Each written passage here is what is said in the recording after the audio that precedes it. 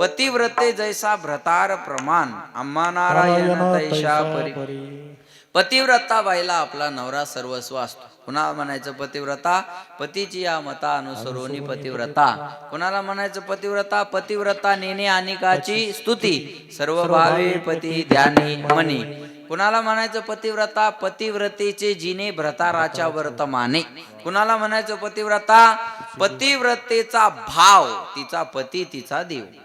लक्षात आलं माझं बोलणं? सोप्या भाषेत सांगू का? जी पतीची सेवा करते तिला काय म्हणायचं? बोला ना माया हो.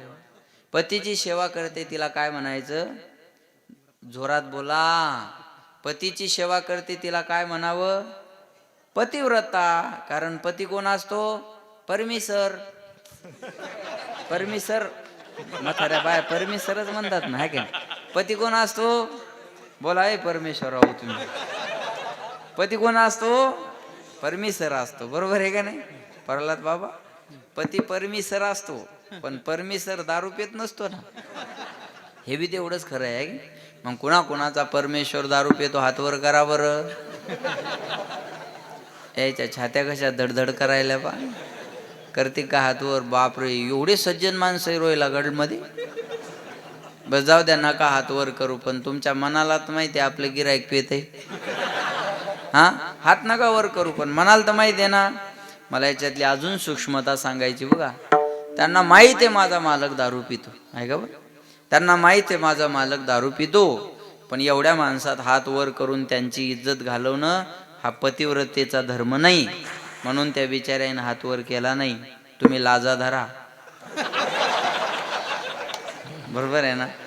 तिने एवढ्या माणसात राखली बाबा. हिंगोलीच्या महाराजा पुढं आपली. आपण आता सोडाय पाहिजे, सप्त्यात माळ घालाय पाहिजे, बंद कराय पाहिजे सगळं. बरोबर आहे का नाही? बरोबर आहे ना? तर सार्थक आहे सप्त्याचं. विठाला विठाला.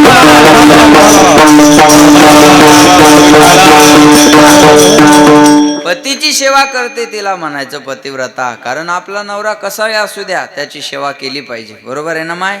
भला हो बुरा हो कैसा भी हो, भला हो बुरा हो कैसा भी हो, मेरा पति मेरा देवता हो, मेरा पति मेरा देवता हो. तो कसा जरी असला तर माझ्यासाठी माझा देव आहे का नाही? पण त्याची सेवा करणं पत्नीचा धर्म आहे. तिचा भाव जसा पतीशी जोडलेला असतो. आम्हा नारायण तैशा परी. आम्हाला पांडुरंग त्याप्रमाणे. मग महाराज, तुम्हाला पांडुरंग जर एवढा भाव प्रिय आहे, आवडीचा आहे, एवढे तुम्ही त्यांच्याशी एकनिष्ठ आहात, तर मग देवीला शरण का जाता? आणि जर देवीला शरण जाता तर तुमच्या एकनिष्ठतेत बाधा येत नाही का? तर तुकाराम महाराजच नाही, वारकरी संप्रदायाच्या कोणताही संताचे चरित्र तुम्ही बघा, त्यांचा एक भाव आणि एक देव जोडलेला आहे. विठाला विठाला.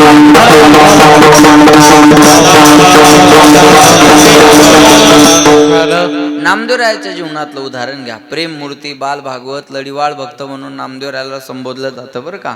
नामदेवरायाचा अधिकार आपण पाहिला तर नामदेवराय 5 वर्षाचे होते. नामदेवरायाचे वडील घरी नव्हते. नामदेवरायाच्या आईने सांगितलं, नामा आज तुझे बाबा घरी नाही आहेत, आज देवाला नैवेद्य घेऊन तुला जायचंय. नामदेवराय नैवेद्य घेऊन निघाले. एकनिष्ठता कशी आहे बघा बरं का. नामदेवराय नैवेद्य घेऊन निघाले. नामदेवरायाच्या आईने सांगितलं, नामा देवाला नैवेद्य खाऊ घालून ये. आपली आई काय म्हणते? देवाला नैवेद्य दाखवून ये, असं मोकळं बोला बरं का. नामदेवराय नैवेद्य घेऊन निघाले. दगडाच्या मूर्तीच्या समोर नैवेद्य ठेवला. देवाच्या खाण्याची वाट पाहिली. देव खायला तयार नाही. बोलत चला, दगडाचा देव खातो का? नाही, दगडाचा देव खात नाही असं आपलं म्हणणं आहे. पण नामदेवरायानं केलेला चमत्कार बघा. दगडाच्या मूर्तीच्या समोर नैवेद्य ठेवला. देवाच्या खाण्याची वाट पाहत उभे राहिले. देव खायला तयार नाही. नामदेवरायाला असं वाटलं, रोज बाबा नैवेद्य आणतात तर देव खातो, आणि आज मी आल्यामुळे देव खात नाही. नामदेवराय देवाला म्हणले, देवा तू जर नैवेद्य नाही ना खाल्ला, तुझ्याच पायावर डोकं आपटून मी माझा प्राण देईल. ऐका बरं का. नामा म्हणे तुझला शरण, चरण कमळावरी शिरापटीन, घेऊन आलो नैवेद्याला, एक तरी घास घे विठ्ठला. नामदेवराय म्हणले, तुझ्यासाठी नैवेद्य आणला, एक घास तरी तुला घ्यावा लागल. अरे औरंगाबाद वरून, संभाजीनगर वरून पार्सल आणले, अर्धी तरी तुला हाणावं लागन. असं कसं करतो? माणसं माणसाला आग्रह करतात का नाही? तसं नामदेवराय म्हणले, तू नैवेद्य नाही ना खाल्ला, तुझ्याच पायावर डोकं आपटून प्राण देईल. चमत्कार बघा.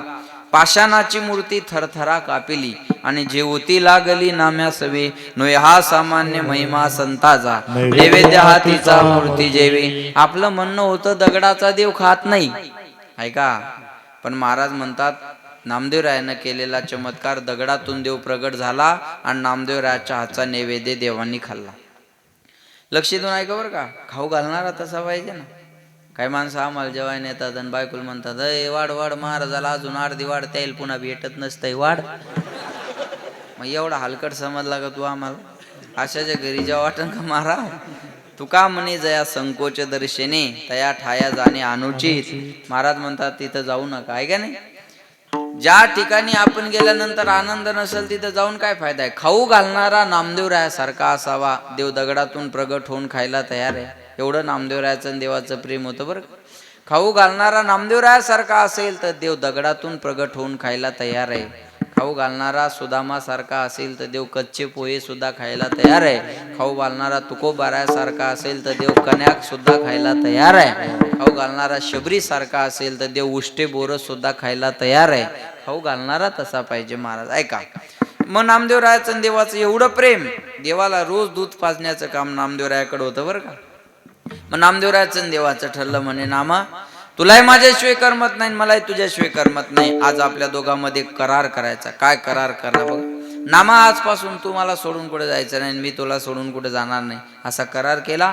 आणि काही दिवसानंतर माऊलींना इच्छा झाली तीर्थयात्रेला जायची. तीर्थयात्रेला गेलं पाहिजे. जव हे सकळ सिद्ध आहे हात चाला वया पाय तव तू आपुले सोयीत पाय. तीर्थयात्रे जाय चुकू नको हस्तो पवित्र दान पुण्य पादो पवित्र तीर्थयात्रा कंठो पवित्र नाम घोषो हृदय पवित्र ब्रह्मनिष्ठा डोळ्याला बनला आहे का नाही. हाताचं भूषण आहे दान करण्यामध्ये. हस्तस्य भूषणम दानम. हाताचं भूषण आहे दान करण्यामध्ये. पायाचं भूषण आहे कीर्तन झाल्यावर दुसऱ्याच्या चपला घालून जाण्यामध्ये. बरोबर ना.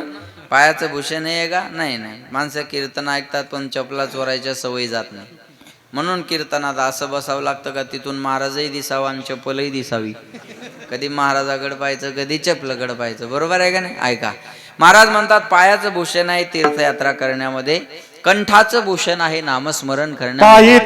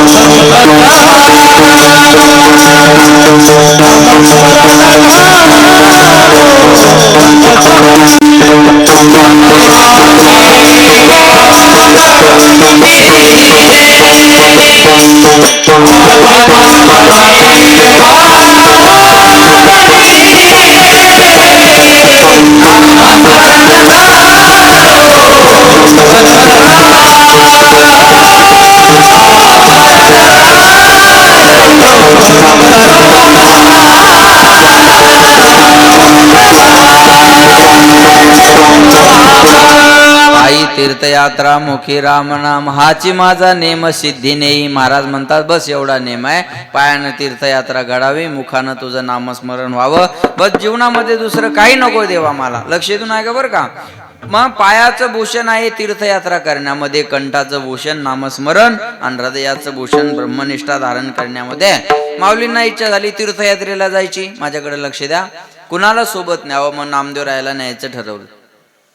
माऊली नामदेवरायाकडे आली. नामदेवा तीर्थयात्रेला जाण्याची इच्छा आहे. नामदेवरायाने सांगितलं चांगली गोष्ट आहे तुम्ही माझ्या बरोबर यावा अशी इच्छा आहे. नामदेवरायाने सांगितलं मी येऊ शकत नाही म्हणे. का. कालच देवाचं माझं ठरलं देवान सोडून मला जायचं नाही आणि मी देवाला सोडून जाणार नाही. मी येऊ शकत नाही. माऊलीला वाटलं आपण पांडुरंगाकडून परवानगी घेऊ. माऊली पंढरपूरला आली. पांडुरंगा तीर्थयात्रेला जाण्याची इच्छा आहे. पांडुरंगानं सांगितलं चांगली गोष्ट. सोबत नामदेवरायाला घेऊन जायची इच्छा आहे. पांडुरंग म्हणले मग जा ना घेऊन. नामदेवराय शेजारीच उभे होते. म्हणले देवा कधीपासून खोटं बोलायला शिकले? कालच ठरलं होतं आपलं, तू मला सोडून जायचं नाही, मी तुला सोडून जाणार नाही, आणि आज खुशाल जा म्हणता, कधीपासून खोटं बोलायला शिकले? भगवंत म्हणले निवडून आल्यापासून. अगोदर खरंच बोलतो मग बदलतो, आहे का नाही? कधीपासून खोटं बोलायला शिकले? भगवंत म्हणले नामा, आपलं लाख जरी ठरलं असेल, ऐका, वस्तू आपली असू द्या, द्यायची का नाही द्यायची हे आपण ठरवून चालत नसतं. न्यायला कोण आलं याच्यावर अवलंबून असतं.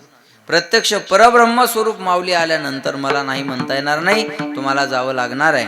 नामदेवरायाला देवाचा विरह सहन होत नव्हता. डोळ्यातून अश्रूच्या धारा व्हायला लागल्या. नामदेवराय देवाला म्हणले, देवा ठीक आहे, तुमची आज्ञा म्हणून मी तीर्थयात्रेला जातो, पण माझी एक प्रतिज्ञा आहे, माझी सुद्धा एक अट आहे. काय? पूर्ण भारताचं भ्रमण मी करेल, पूर्ण तीर्थक्षेत्रामध्ये मी जाईल, त्या मंदिरापर्यंत जाईल, सभामंडपात जाईल, गाभाऱ्यात जाईल, पण त्या मंदिरात गेल्याच्या नंतर जगाच्या पाठीवर जर मला तुमच्यासारखा देव दिसला नाही ना, तर मी त्याचं दर्शन सुद्धा घेणार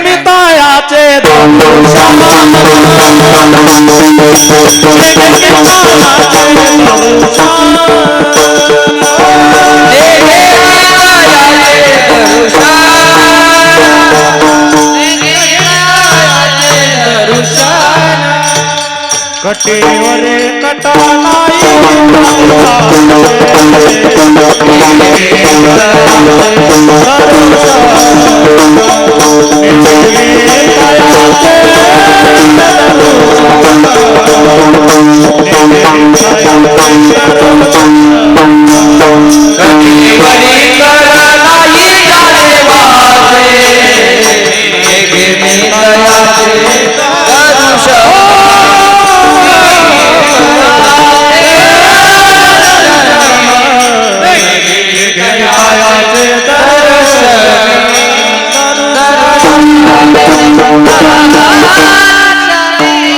कटेवरी कर नाही ज्या देवाचे, निघे मी तयाचे दर्शन. महाराज म्हणतात, ज्या देवा, लक्ष द्या माझ्याकडे, ज्या देवाचे विटेवर पाय नाही आणि कटेवर हात नाही असा देव जर मला दिसला नाही, तर मी त्याचं दर्शन सुद्धा घेणार नाही. एवढा एकनिष्ठ भाव पांडुरंगाशी जोडलेला होता.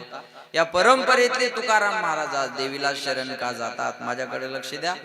या परंपरेतले म्हटल्यापेक्षा जगद्गुरु तुका अवतार नामयाचा संप्रदाय सकळाचा येतो. तुकाराम महाराजाला माहित नव्हतं का मागच्या अवतारात मी अशी प्रतिज्ञा केलेली आहे, बाबा मी देवाला सोडून कोणाला शरण जाणार नाही, आणि आज गेलो तर लोक काय म्हणतील? तर ऐका, तुकाराम महाराज देवीला शरण जातात हे खरं आहे, पण त्यांच्या एकनिष्ठतेत बाधा येत नाही हे सुद्धा खरं आहे. दोन्ही गोष्टी खऱ्या कशा असतात बघा, सांगतो उदाहरण तुम्हाला.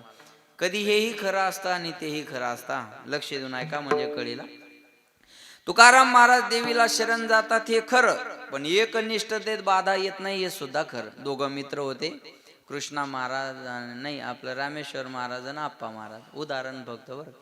रामेश्वर महाराज आणि आप्पा महाराज दोघं मित्र होते, आणि ते आपले जालन्याला फिरायला गेले किंवा संभाजीनगरला गेले. आणि संभाजीनगरला गेल्याच्या नंतर बघा, लक्ष देऊन ऐका बरं का, फिरायला गेले आणि तिथं काय झालं, एक माणूस हॉटेलवाला चांगली जिलेबी तळत होता. उदाहरण आहे, जिलेबी तळत होता. मग आप्पा महाराजाला वाटलं जिलेबी खावी. मग रामेश्वर महाराजाला म्हणले, आप्पा जिलेबी खावीशी वाटते हो. पण रामेश्वर महाराज म्हणले, बा आपल्या काही खिशात पैसे नाही, अजून काला झाला नाही. उदाहरणच आहे हे फक्त. आपल्या काही खिशात पैसे नाही म्हणले. आप्पा म्हणले पैशाचं पाहून घेऊ. आप्पा जरा धाडशी माणूस. आप्पा म्हणले पैशाचं पाहून घेऊ, काय ते पण खायची इच्छा झाली बा मला आता, मग काय करू? रामेश्वर महाराज म्हणले, बा आपल्याला काही भांडणं बिणणं जमत नाही, आपण साधा माणूस आहे, तुम्हाला खायचं तर खा, नाही मी काही तिकडे येत नाही म्हणले. आप्पा म्हणले, जाऊ द्या, तुम्ही यायचं का नाही यायचं बघा तुम्ही. आप्पा गेले ना, आप्पा त्या हॉटेलवाल्याला म्हणले, पावशेर जिलेबी द्या. जिलेबी गरम गरम तळलेली त्या हॉटेलवाल्याने दिली, आणि आप्पा तिथंच खुर्चीवर बसले, पायावर पाय टाकला आणि जिलेबी खायला सुरुवात केली. आप्पा जिलेबी खातात हे पाहत होते. रामेश्वर महाराज म्हणले, अरे ह्याच्याजवळ पैसे नसून हे खायला लागले, आपण कशाला मागं राहायचं? म्हणे पहिलं तर त्याला मागतील, नंतर आपल्याला मागतील ना, आपण काय मागं राहायचं? रामेश्वर महाराज बी गेले, म्हणले जिलेबी, पावशेर जिलेबी द्या. आप्पा महाराजांची जिलेबी खाऊन झाली, आणि आप्पाची जिलेबी खाल्ली झाल्यानंतर आप्पा उठले, निघाले. हॉटेलवाला म्हणे पैसे, हॉटेलवाला म्हणे पैसे. आप्पा म्हणले अगोदर पैसे दिले नंतर जिलेबी घेतली. काय म्हणले? अगोदर पैसे दिले आणि नंतर जिलेबी घेतली. हॉटेलवाला म्हणे तुम्ही पैसे दिले नाही, तुम्ही जिलेबी घेतली, पैसे नाही दिले. आप्पा म्हणले अगोदर पैसे दिले नंतर जिलेबी घेतली. दोघांचं चांगलं भांडण चिकटलं. तेवढ्यात रामेश्वर महाराज मधीच उठले. म्हणले ओ, दोघाच्या भांडणात मी दिलेले विसरून जासान.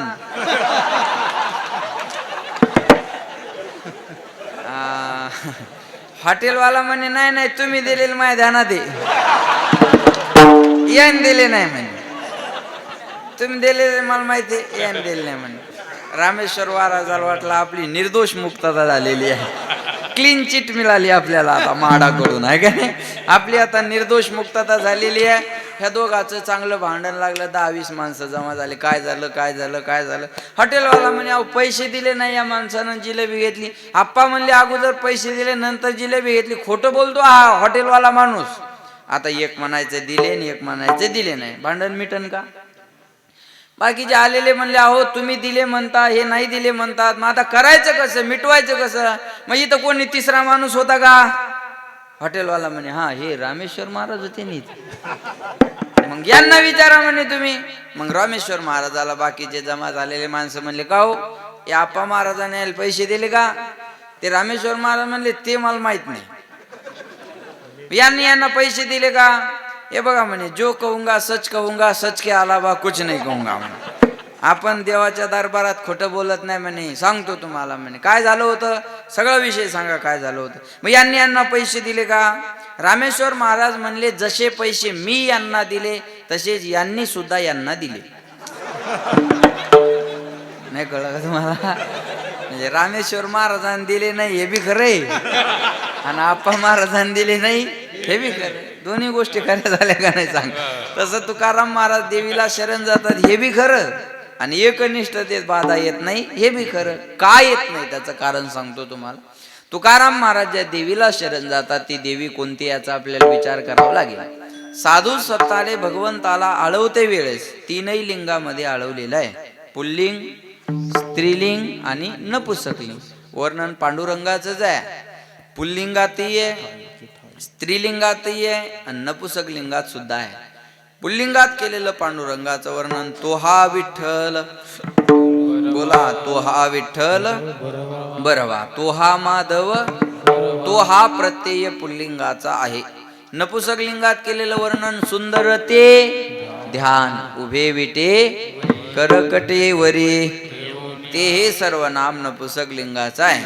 आता स्त्रीलिंगातलं वर्णन एक एक विठाबाई, बोला एक एक विठाबाई, माझे पंढरीचे आई, माझे पंढरीचे आई,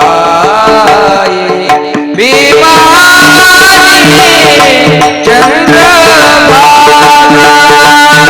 भीमानी चंद्रभागा,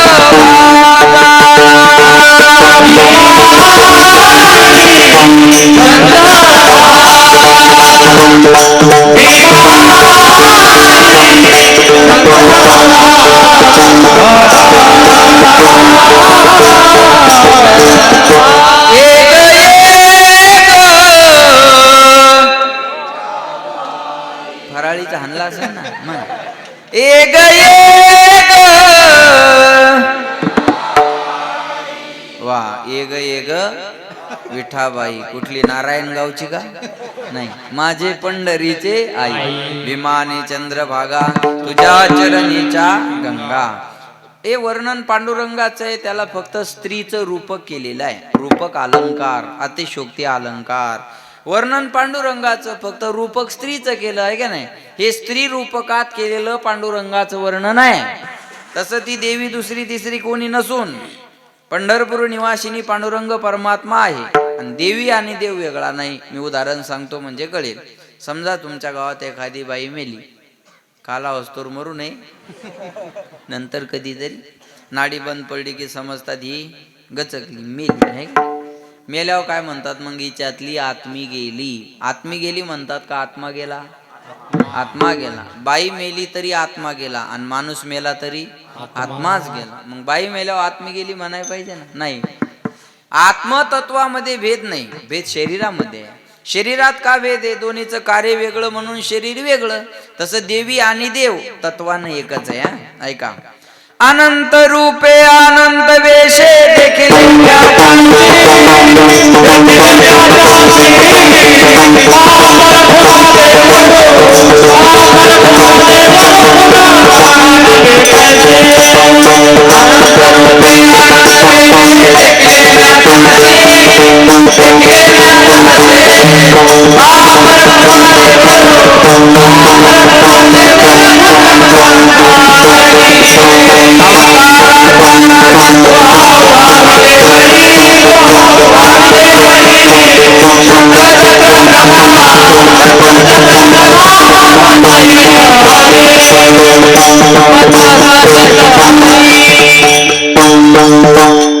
अवताराच्या अनंत रूपे अनंत वेशे देखील म्या त्याशी बापर कुमा देवरू खुन बाणली कैशी. ऐका बर का. देवी आणि देव तत्वाने अनंत रूपात देव नटला नाना परी भरून उरला चराचरी. ऐका. उदाहरण सांगतो अजून सोपं करून म्हणजे कळेल. हा माईक चालण्यासाठी काय पाहिजे? हा बोला ना. लाईट नाही, लाईट तेव याला करंट पाहिजे. बरोबर आहे ना? करंट पाहिजे. नुसत्या लाईट लावा बरं, याला माईक चालू थोडंच होणार आहे. करंट पाहिजे आहे का नाही? माईक चालण्यासाठी काय पाहिजे? करंट. लाईट लागण्यासाठी काय पाहिजे? करंट. टीव्ही चालण्यासाठी काय पाहिजे? करंट. फॅन चालण्यासाठी काय पाहिजे? करंट. कीर्तन कळण्यासाठी काय पाहिजे? करंट. बरोबर. शार्ट झालेला थोडंच कळणार आहे महाराज आहे. करंट थोडं टच मध्ये पाहिजे का नाही? ऐका. मला सांगा आता याच्यातली करंट ही नावाची शक्ती एकच आहे का वेगळी वेगळी आहे? बोल. करंट ही नावाची शक्ती एक आहे. याच्यावर जोडलेले उपकरण वेगळे आहेत. कळलं माझं बोल? करंट ही नावाची शक्ती एक आहे. याच्यावर जोडलेले उपकरण वेगळे आहेत. तसं एको देव सर्व भूतेषु गुढा. आपला तो एक, तो परमात्मा एकच आहे. सर्वा घटी राम, सर्वा घटी राम सुपेकर, सर्वा घटी राम देहादेही एक. सूर्यप्रकाश एक सहस्र रश्मी. प्रत्येकाच्या हृदयात ब्रह्मतत्व एकच आहे, आत्मतत्व एकच आहे महाराज आहे का नाही? म्हणजे तुकाराम महाराज ज्या देवीला शरण जातात ती देवी दुसरी तिसरी कोणी नाही. ऐका. असे किती सुद्धा स्त्री रूपकातले प्रमाण मी तुम्हाला सांगेल. आउदो बोला उदो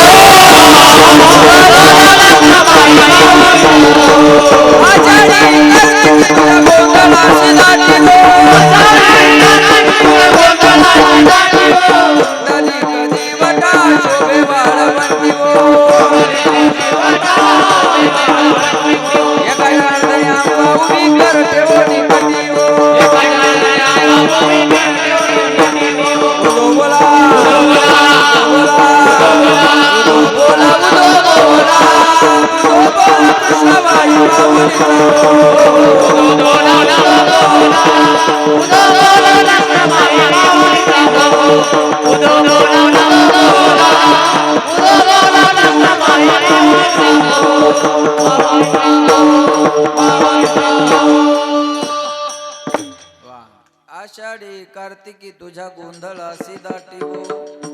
पंढरपूरला गर्दी कधी कधी असते? आषाढी कार्तिक.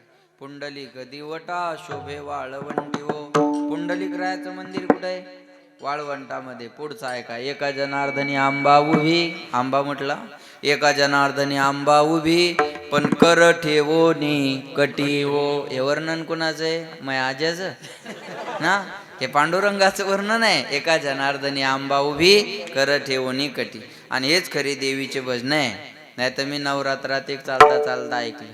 तिरची टोपी वाकड्या भांगावरी ग, देवीची नजर शिंगाड्या बोकडावरी. आज देवीला ह्याची काय गरज आहे? हे आराध्याचे गाणे ह्या, हे देवीचे भजन नाहीये. लक्ष देऊ नये का? तुकाराम महाराज ज्या देवीला शरण जातात ती देवी पंढरपूर निवासिनी पांडुरंग परमात्मा आहे. देव देवी मीची पाहू. भगवंत म्हणतात देवी आणि देव हे माझंच रूप आहे का नाही? लक्ष देऊ नाही का? तुका म्हणे ज्याचे सनकादिका ध्यात ते आमचे कुलदैवत पांडुरंग. विठ्ठल कुडीचे दैवत विठ्ठला विठ्ठल विठ्ठला पुण्याने पुरुषार्थ आवडे मात विठ्ठला. विठ्ठल कुळीचे आमच्या कुळाचं दैवत पांडुरंग परमात्मा आहे. म्हणून तुकाराम महाराज ज्या देवीला शरण जातात ती देवी पंढरपूर निवासिनी पांडुरंग परमात्मा असल्यामुळं त्यांच्या एकनिष्ठतेत बाधा येत नाही. म्हणजे शरण जातात हे खरं, पण देवी पंढरपूरची असल्यामुळं एकनिष्ठतेत बाधा येत नाही हे खरं. आणि त्या देवीची ओळख कुळीची कुळदेवी वा वा.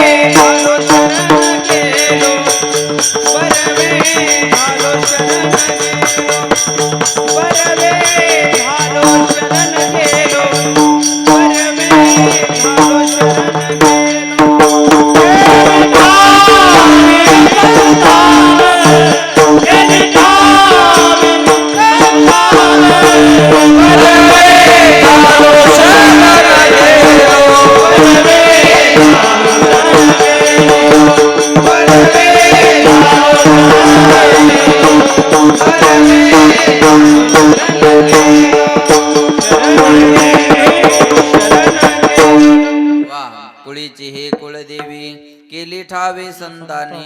आणि त्या देवीची ओळख महाराज म्हणतात आम्हाला संतांनी करून दिली. ऐका बरं, संताशिवाय जगातल्या देवाची ओळख होणं शक्य नाही. हरिप्राप्तीशी उपाय धरावे संताचे ते पाय.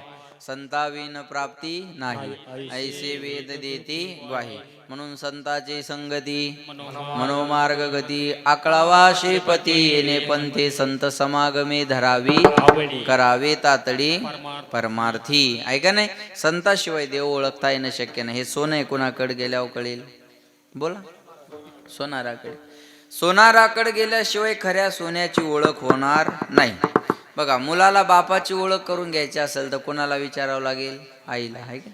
आईशिवाय बापाची ओळख नाही, सोनाराशिवाय सोन्याची ओळख नाही, तसं संताशिवाय देवाची ओळख नाही. संत देवाला म्हणले देवा तू मोठेपणात येऊ नको, आमुचीनी भावी तुझं देवपण हे का विसरून राहिलासी. अरे आमच्यामुळं तुला देवपण आहे, नाही तर तुला कोण विचारलं असतं सांगा? संत जर नसते तर आपल्याला देव कळला असता का? नाही. हे पांडुरंग आहे, हे कुणी सांगितलं? संतांनी. हे खंडोबा आहे, कुणी सांगितलं? संतांनी. हे हनुमंत आहे, कुणी सांगितलं? संतांनी. म्हणून प्रत्येक जातीत एका संताचा जन्म झाला का त्या लोकाला त्या देवाचं महत्व कळावं म्हणून. बरोबर आहे का नाही? अशी एकही जात नाही का त्या जातीत संत नाही, आणि असा एकही संत नाही का त्यानं जातीवाद केला. किती सुंदर आहे. फार छोट आहे पण अतिशय गरजेचं आहे. आज मला सांगायचंय तुम्हाला, कोणती जात आहे अशी की त्या जातीत संत जन्माला नाही आले? प्रत्येक जातीत एका संताचा जन्म झाला, पण कोणत्या संतानं जातीवाद केला नाही हे तेवढंच खरं आहे. बघा, शिवाजी महाराजांना 18 पगड जातीतले लोक एकत्र करून स्वराज्याची स्थापना केली. शिवाजी महाराज जातीवादी असते तर न्हावी समाजातल्या जीवामालांनी त्यांच्यासाठी जीव दिला असता. भगवान बाबा जातीवादी असते तर गादीवर भीमशे महाराज राजपूत बसले नसते. बाळूमामा जातीवादी असते तर त्यांच्या मेंढ्यानं फक्त धनगराचीच रोग बरी केली असते. बाकीचे नसतील झाले. नाही भाऊ, हे धनगर आहे का आणि एका दिवसात बरा, आणि धनगर नाही का मूर द्यायला तसंच. आज थोडं आहे, जो श्रद्धेने दर्शन घेईल त्याचा रोग बरा होतो. किती उदाहरण आहेत ना असे, लक्षात येते का? मला सांगायचं काय, कोणत्या संत हे त्या देवाचं महत्व कळलं पाहिजे याच्यासाठी. म्हणून महाराज म्हणले, संत देवाला म्हणले, देवा आमच्यामुळं तुला लोक देव म्हणून ओळखायला लागले. अरे संत आहे म्हणून देव आहे, कार्यकर्ते आहे म्हणून नेता आहे, आणि श्रोता आहे म्हणून वक्ता आहे. कळलं माझं बोल? काय माणसं म्हणतात, महाराज आमच्यामुळं गाड्यान फिरायलेत तुम्ही. बरोबर आहे, नो डाऊट. त्याच्यात काय खोटं थोडंच आहे. अहो तुम्ही जर स्वीकारलं नसतं तर कोण स्वीकारलं असतं? वक्ता तो वक्ताची नोहे श्रोती यावीन. तुम्ही आहेत म्हणून वक्त्याला किंमत आहे ना. अरे श्रोतेच नाही तर वक्ता कसा ठरेल? ठरू शकत नाही महाराज. श्रोत्याशिवाय वक्ता नाही, कार्यकर्त्याशिवाय नेता नाही, तसं संताशिवाय देव नाही. संत देवाला म्हणले, देवा ऐका आमच्यामुळं तुला देव पण आहे. किती उदाहरणं सांगेन मी तुम्हाला. नामदेवरायाच्या जीवनातलं उदाहरण घ्या. 24 तास देवाच्या सोबत राहणारे नामदेवराय. आळंदीमध्ये संत सभा भरली आणि त्या संत सभेमध्ये मुक्ताबाईनं गोरोबा काकाला सांगितलं, काका मला कच्च्या पक्क्या मडक्याची ओळख चांगली आहे. ह्याच्यातलं कच्चं मडकं कोणतं आहे तेवढं बघा. गोरोबा काका जातीनं कुंभार होत्या आणि कुंभाराकडं मडकं तपासायचं काय असतं? थापाटणं असतं. बसलेल्या संत मंडळीला गोरोबा काकांनी ते थापटणं घेतलं आणि तपासायला सुरुवात केली. ज्ञानदादाच्या डोक्यावर मारलं, निवृत्तीनाथांच्या डोक्यावर मारलं. जेव्हा नामदेवरायाच्या डोक्यावर मारणार तेव्हा नामदेवरायानं हात धरला. नामदेवराय म्हणले, हो लोक आम्हाला घरी नेतात, आमची पाय धुवून आरती करतात, पूजा करतात, तुम्ही आम्हाला घरी आणून मारता, ही काय तुमच्या घरची संत पूजा आहे का? मुक्ताबाईनं सांगितलं, गोरोबा काकांनी सांगितलं, मुक्ताई हे मडकं कच्चं आहे. नामदेवरायाला राग आला. 24 तास देवाच्या सोबत मी राहतो आणि मी कच्चा? सरपंचाच्या सोबत राहून शेततळ पास होत नसेल तर फायदा काय? ते कागदपत्र बसत नाही ना, मग तुमच्या संघाशाला राहतो, कसे बसवायचे बसवा, भेटलं पाहिजे, नाही चाललो दुसरीकडे, आहे का? बरोबर आहे का नाही मला सांगा. मग असं होतं का नाही? लक्षात येते का माझं बोलणं? बघा नामदेवरायाला राग आला. बघा काम नाही झाल्यावर राग कोणाचा येतो? ज्यानं काम केलं नाही त्या अधिकाऱ्याचा राग नसतो येत. आपण ज्याचे कार्यकर्ते आहोत त्या नेत्याचा राग येत असतो. तुम्ही तर महाराजाला लय जवळचे मित्र म्हणता आणि एवढ्यात येत नाही म्हणल्यावर काय फायदा आहे तुमचा? म्हणजे तुमच्यामुळं द्या आमचं हिचकून. हा असंच ना, बरोबर आहे का नाही सांगा? असंच होतं का नाही? काम नाही झालं की आपण ज्याच्या सोबत राहतो त्याचा राग येत असतो. नामदेवरायाला राग आला. कुणाचा? गोरोबा काकाचा नाही, पांडुरंगाचा. 24 तास देवासोबत राहून मी कच्चा असेल तर फायदा काय देवासोबत राहून? हा चला बदला. हा लक्षात येते का? चला काय फायदा आहे राहून देवासोबत? मग ना सभेचा त्याग केला आणि पांडुरंगाकडे. पांडुरंगा संत सभेमध्ये काकांनी मला कच्चं ठरवलं, मी कच्चा आहे. पांडुरंगाने सांगितलं, नामा तू कच्चाच आहे. मग तर बॅटरी डाऊन झाली. देवा मग मी कुणाकडे गेल्यावर पक्का होईल? म्हणे तुला सानप महाराजाच्या जिल्ह्यात जावं लागेल. हिंगोली जिल्हा, औंढा नागनाथ तालुका. 12 ज्योतिर्लिंगापैकी एक ज्योतिर्लिंग कुठे आहे? औंढा नागनाथला आहे. तिथं तुला विसोबा खेचराचे पाय धरावं लागतील, तेव्हा तू पक्का होशील. नामदेवराय पंढरपूरवरून औंढ्याला आले. औंढ्याला काय झालं होतं बघा. जे महादेवाची पिंड आहे ना, त्या महादेवाच्या पिंडीवर त्या ज्योतिर्लिंगावर पाय ठेवून झोपले होते विसोबा खेचर. नामदेवरायने हे दृश्य पाहिलं आणि तळपायाच्या आग मस्तकाला गेली. अशा माणसाकडे देवाने मला पाठवा, याला देव काय ते कळत नाही, आणि याचे पाय धरल्यावर मी काय पक्का होणार आहे? वरच्या रंगाला बोलले बरं. माणसं वरच्या रंगाला बोलतात. आता मला पाहिल्या काही माणसं ज्याला ओळख नाही ते म्हणले असतील, माय एवढ्या मोठ्या सप्त्यात या पोराला कशाला धरून आणा? बरोबर ना? कारण यायच्या डोक्यात पक्क आहे. महाराज म्हणले त्याची मोठी ढेरी असते भावा. बरोबर आहे ना? एकदा आमच्या ड्रायव्हरला धोतर घातला, आज आलं नाही ते. तब्येतीन डबल आहे माझ्यापेक्षा. त्याला म्हणलं माझ्या बरोबर राहायचं, धोतर घाल. त्याला धोतर घातलं. त्या गावातले लोक त्याच दर्शन घ्यायला. मला म्हणले आण गाडीची पिशवी. अरे गेलो मग आता काय करू सांग? वरच्या रंगाला बोलणार जग आहे ना महाराज. टीव्हीवर पाहून लोक गुरु करतात आणि तो जेलात गेला की बोंबलत बसतात. टीव्हीवर पाहून गुरु असतो का? आहे की नाही? बघा संत कधी चुकत नाही, आणि जो चुकतो तो संत नाही. आपण चुकीच्या माणसाला संत म्हणतो, ही आपली चूक आहे. संत चुकत नाही महाराज. संत चुकतच नाही, आणि जो चुकतो तो संतच नाही. कळलं माझं बोलणं? आपल्या ओळखण्यात चूक होत असते. अहो नामदेवराय भुलले तर आपले काय? राजा परीक्षिती भुलले म्हणून शमीक महाराजांच्या गळ्यात मेलेला साप टाकला. सगराच्या 60,000 मुलांची राख झाली, संत नाही कळाले. अरे यदुकुळाचा नाश झाला ना, संत कळाले नाही म्हणून.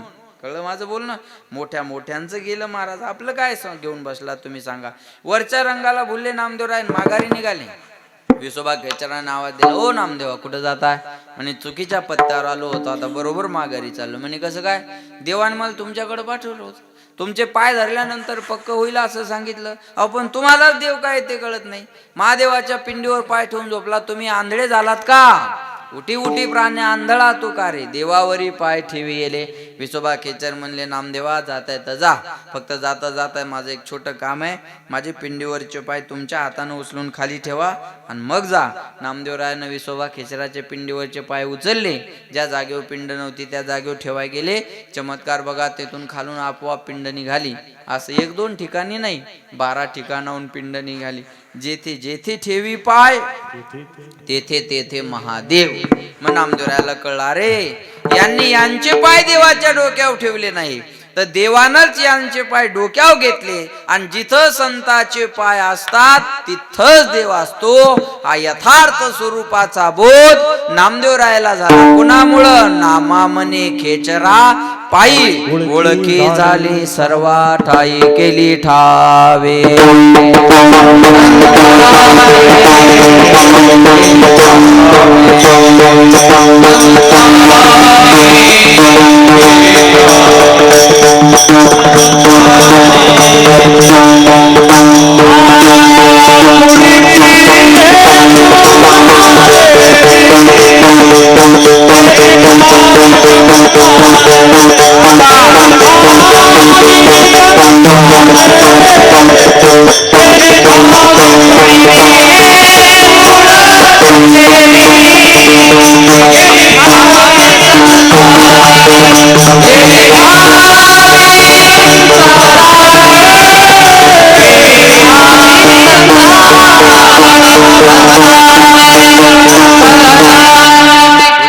कुळदेवी केली ठावे संतांनी. ऐका, नामदेवरायाला लक्ष द्या, नामदेवरायाला यथार्थ स्वरूपाचा देव कळाला. कुणामुळं? विसोबा खेचरामुळं.